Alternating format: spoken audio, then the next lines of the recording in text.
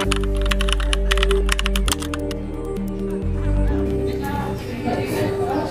saya Ala Prasadi, absen Pak. Halo, saya Alia Fatimah Zara.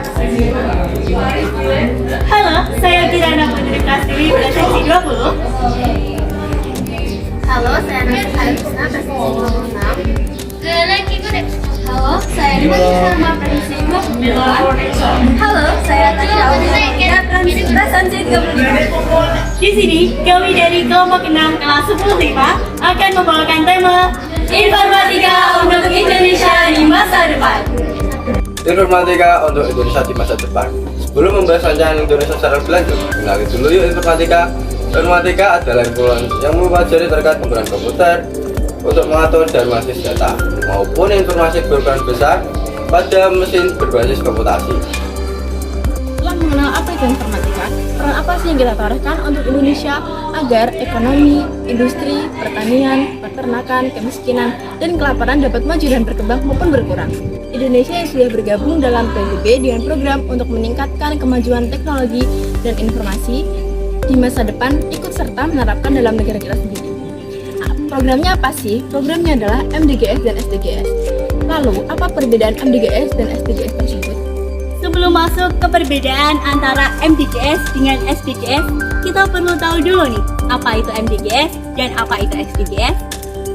MDGs sendiri merupakan suatu program yang dibentuk oleh PBB untuk menanggulangi kemiskinan, kelaparan, pendidikan, kesehatan perempuan, kesehatan ibu dan anak, pengendalian penyakit, dan perbaikan lingkungan hidup. Dengan kata lain, MDGs merupakan suatu program yang bertujuan untuk peningkatan ekonomi dan taraf hidup masyarakat. Namun, dalam pelaksanaannya, MDGs sendiri masih kurang atau minim menggunakan informatika.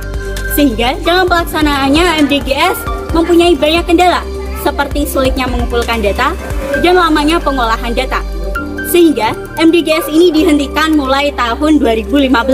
Banyak sekali yang sudah terwujud di Indonesia. Yang pertama, digital art, yang kedua, ChatGPT, yang ketiga, robot, yang keempat, scan detection, yang kelima, podcast adopt, dan yang terakhir, playground AI.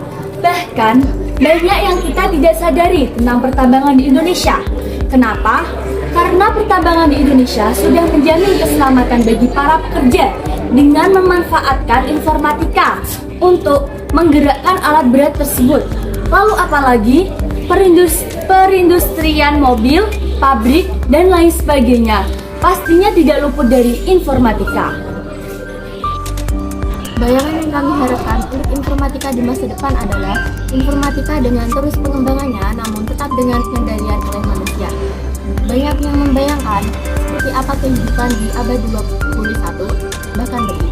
Ketika manusia telah melintasi galaksi, mungkin kalian pernah melihat sebuah film tentang masa depan di mana ada mobil yang melayang bahkan lebih.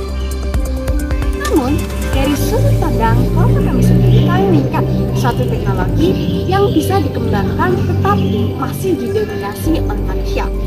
Contohnya adalah transportasi yang fleksibel, bisa di darat, air, maupun di udara. Dengan syarat masih dipegang utuh oleh manusia. Karena kalau misal itu dipegang oleh suatu robot ataupun suatu sistem, apakah pekerjaan manusia gak tergeser? Bagaimana sumber daya manusia?